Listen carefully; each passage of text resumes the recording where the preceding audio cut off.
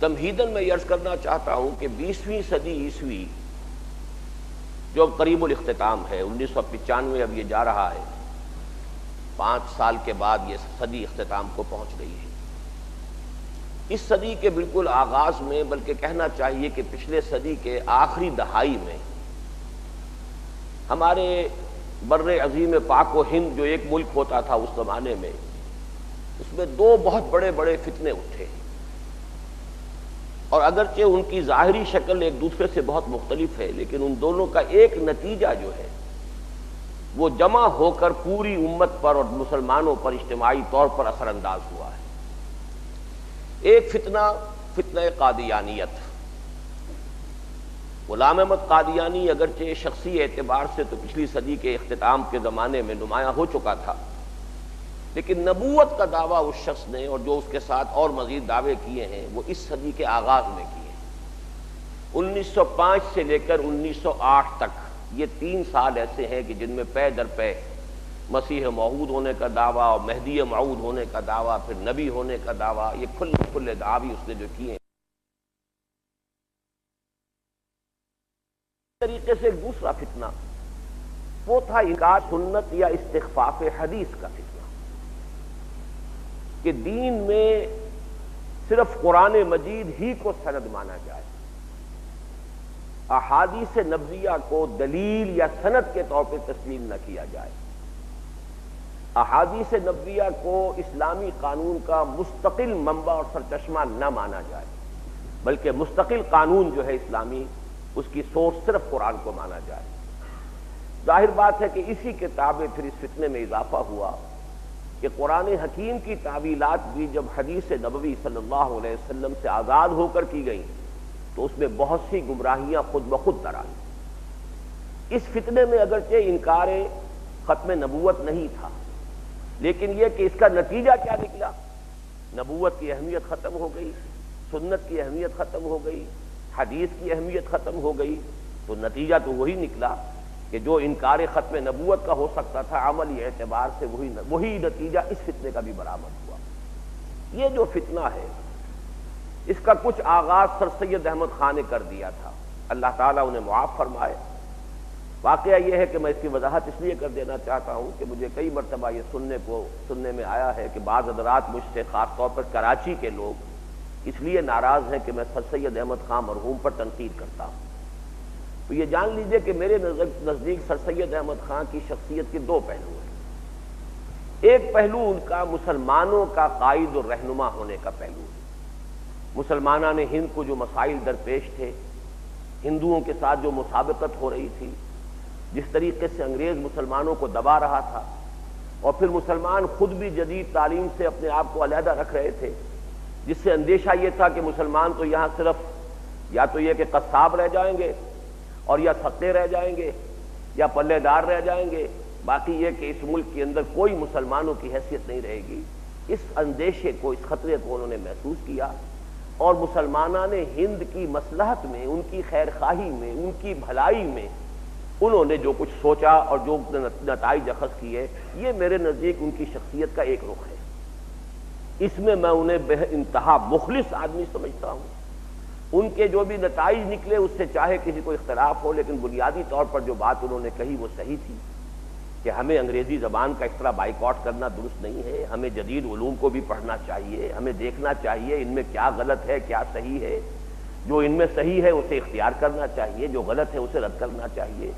Whole cell rejection تو ہمارے لیے مفید نہیں ہوگی، جبکہ ہمارا جو ہے مسابقت ہماری ایک ایسی قوم سے ہے، ہم سے 3 گنا 4 گنا تعداد میں ہے، وہ انگریزی پڑھ رہی ہے، سائنس پڑھ رہی ہے، وہ آگے بڑھ رہی ہے۔ انگریز نے چونکہ ہم سے حکومت چھینی تھی، ہم سے خائف ہے، ہمیں دبا رہا ہے کہ ہمارے اندر جو ہے بغاوت کے اس کو جراثیم نظر آتے ہیں۔ ہندو پہلے بھی غلام تھا، پہلے مسلمانوں کا غلام تھا، اب انگریزوں کا غلام ہو گیا، تو اس کو کوئی وقت دقت محسوس نہیں ہوئی، اس نے انگریز کے ساتھ فوراً مصالحت کر لی۔ ان سارے حالات میں جو رائے ان کی تھی نہایت مخلصانہ،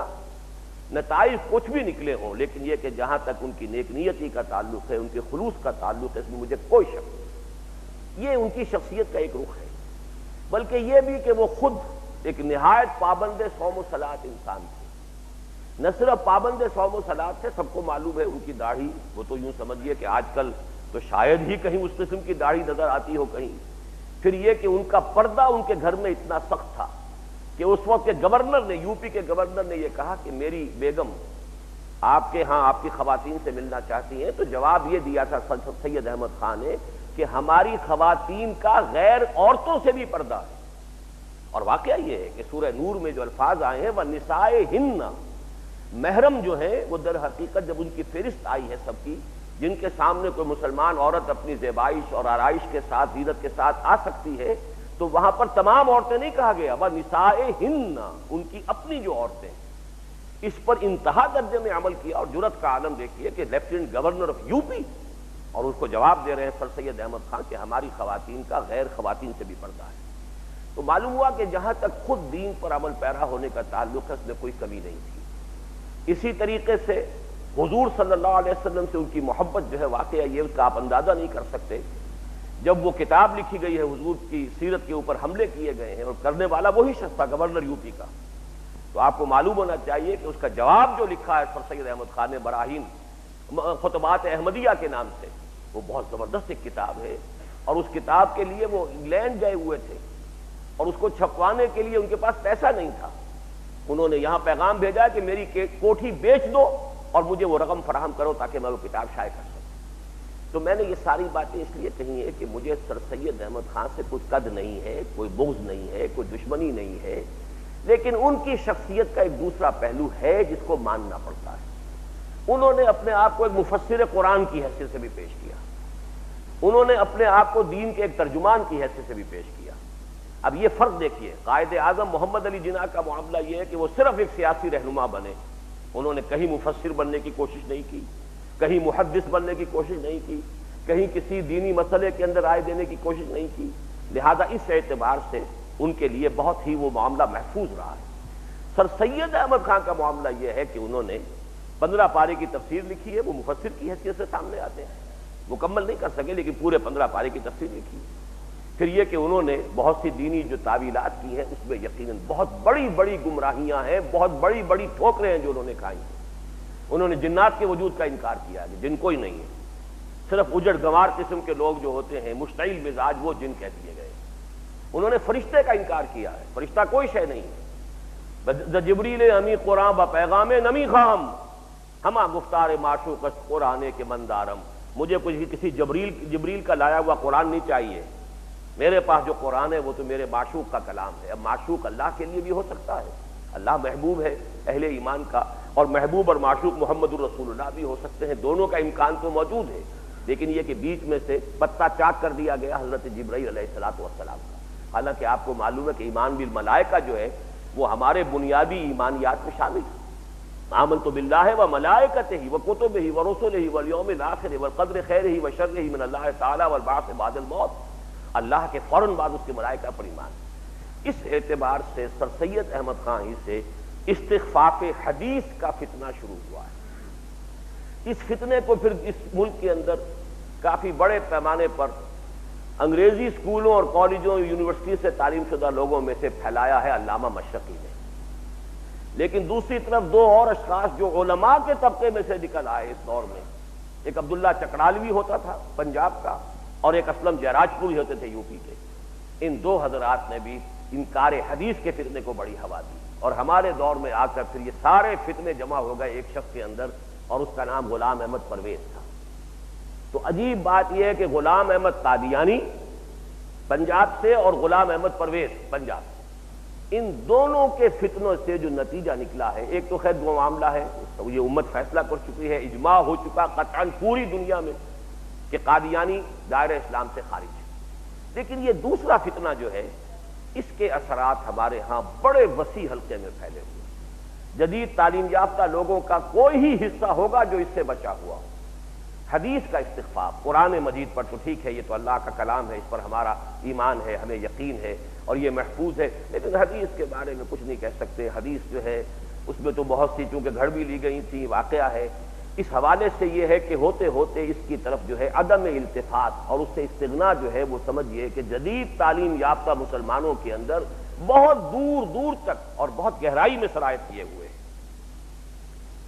اس کا جو فتنے کی ایک نئی شکل آپ کے شہر کراچی میں کوئی جو کھڑی ہوئی ہے وہ بہت زیادہ خوفناک صورت اختیار کر رہی ہے، اس لیے کہ اس کا تذکرہ میں نے باہر بھی سنا ہے. کوئی شیخ صاحب ہیں یہاں پر، اور جو چونکہ کچھ انگریزی کی ان کو محاورہ ان کا اچھا ہے اور انگریزی میں اچھا بولتے ہیں، یہ ساری باتیں کہ جو چکڑالوی نے کہیں یا جیراج پوری نے کہیں اور سب سے زیادہ جو کہ غلام احمد پرویز نے کہیں، ان سب کو وہ انگریزی کا جامہ پہنا کر اور جگالی کر رہے ہیں. در حقیقت کوئی بات ان کی نئی نہیں ہے، بلکہ یہ کہ اس میں تو مجھے شدید اندیشہ محسوس ہوتا ہے کہ شاید وہ یہود کا پیدا کردہ کوئی فتنہ ہے، اس لیے کہ انہوں نے مسجد اقصیٰ کے بارے میں بالکل نئی تعویل کر دی ہے کہ مسجد اقصیٰ جو ہے وہ بیت المقدس والی ہے ہی نہیں. مسجد اقصیٰ سے مراد صرف مدینہ منورہ ہے.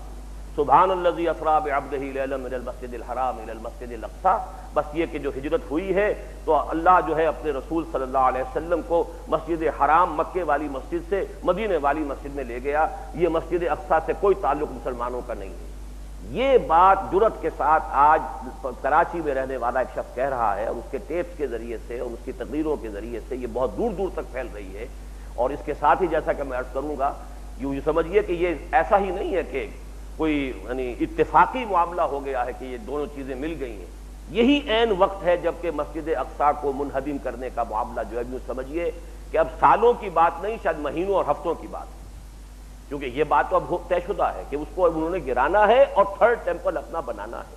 تو مسلمانوں کے اندر اگر کوئی جذبات پیدا ہو سکتے ہیں کہ یہ ہمارا جو قبلہ ہے اس کو جو گرایا گیا ہے مسجد اقصیٰ ہے، تو ان جذبات کو ٹھنڈا کرنے میں یہ چیز بھی مفید ہو سکتی ہے کہ مسلمانوں کے ذہن سے یہ بات ہی نکال دی جائے کہ یہ کوئی ہمارے ہاں اہمیت رکھنے والی شے ہے. قرآن مجید میں جس مسجد اقصیٰ کا ذکر ہے وہ نہیں ہے یروشلم والی، وہ تو یہی ہے مدینے والی مسجد، وہ تمہارے پاس ہے ہی ہے، لہذا کسی طرح کے احتجاج کی کوئی ضرورت نہیں. بہرحال یہ بات تو میری اس وقت کی گفتگو میں آپ سمجھیے کہ مقطع میں آپ پڑھیے سکون گسترانہ بات والی بات تھی. میں اب آگے چلنا چاہتا ہوں کہ اصل میں اس کا ایک نتیجہ یہ نکلا ہے ان تمام فتنوں کا مجموعی. احادیث کی طرف سے بالعموم اس وقت عدم التفات ہے، خاص طور پر جدید تعلیم یافتہ طبقہ تو اس کی طرف کوئی توجہ نہیں رکھتا. اور مجھے تو یہاں تک اندیشہ ہو رہا ہے، بعض علماء سے گفتگو کر کے، بعض نوجوان علماء، ایک دفعہ ملتان سے 2 بڑے ذہین نوجوان علماء میرے پاس آئے، میں حیران رہ گیا کہ وہ مدارس کے فارغ التحصیل طلباء تھے اور وہ خطیب اور دینی ایک فرائض جو ہوتے ہیں ذمہ داری وہ ادا کر رہے ہیں، لیکن یہ کہ ان کو بھی میں نے دیکھا کہ بہت متزلزل سے حدیثوں کے بارے میں. تو یہ فتنہ جو ہے بہت دور دور تک گھر کر چکا ہے. اس کا نتیجہ یہ ہے کہ اب ان احادیث کی طرف سے عدم التفات تو ہے ہی ہے، خاص طور پر وہ حدیثیں جو پیشین گوئیوں پر مشتمل ہیں، جس میں کہ قرب قیامت کے حالات کا تذکرہ ہے، علامات قیامت ہیں، کتاب الفتن، فتنوں کی کتاب. احادیث کی کتابوں میں آپ دیکھیں گے کتاب الفتن، کتاب الملاحم، وہ جنگیں جو ہونے والی ہیں جن کی خبریں دی ہیں محمد رسول اللہ صلی اللہ علیہ وسلم. اسی طرح مہدی، ان کی شخصیت، اسی طرح نزول مسیح علیہ الصلوۃ والسلام، اسی طرح دجال کا ظہور، دجال اکبر، مسیح الدجال، یہ تمام چیزیں. اور قیامت کی علامات میں دابہ، خروج دابہ، خسف، مختلف جو علامات قیامت آئی ہیں، ان کے تذکرے سے کوئی دلچسپی ہے ہی نہیں، ان کی طرف کوئی التفات سرے سے ہے ہی نہیں. اس کا ایک سبب یہ بھی ہوا ہے کہ بعض پیشین گوئیاں کا لوگوں نے اپنے اوپر جو ہے اوڑھ کر اور جھوٹے دعوے کرنے شروع کر دیے تھے.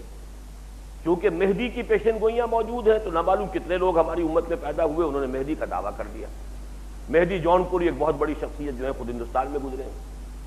پھر اسی مہدی کے شخصیت کے حوالے سے غلام احمد قادیانی صاحب مہدی بن کر بیٹھ گئے.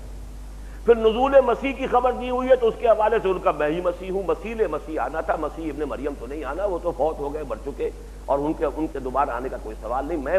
مسیح ہوں، اور مسیح کی جو خبر دی گئی تھی وہ اصل عیسیٰ ابن مریم کی نہیں بلکہ مسیح، ایک ایسی شخصیت جو مسیح کے مماثل ہوگا، اس کے مثل ہوگا، اس جیسا ہوگا. اس طریقے سے جو ہے چونکہ دعوے ہوتے رہے،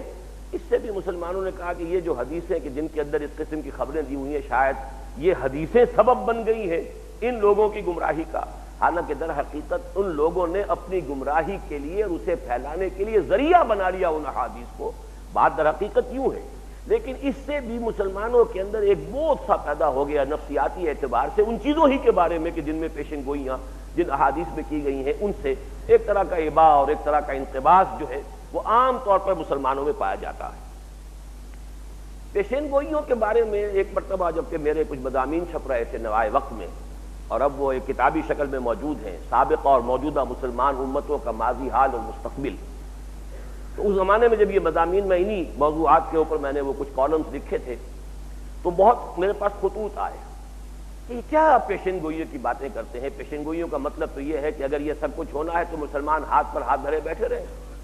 اور پیشین گوئیاں جو ہیں ان سے زیادہ تو یعنی یوں سمجھیے کہ واہیات یا بلا خیر کوئی شے ہے نہیں، خیر سے خالی کوئی شے ہے اگر تو وہ پیشین گوئی ہے۔ میں نے اس وقت بھی جواب دیا تھا کہ پیشین گوئی اگر ایسی ہی غلط شے تھی تو خود قرآن مجید میں پیشین گوئیاں آئی ہیں۔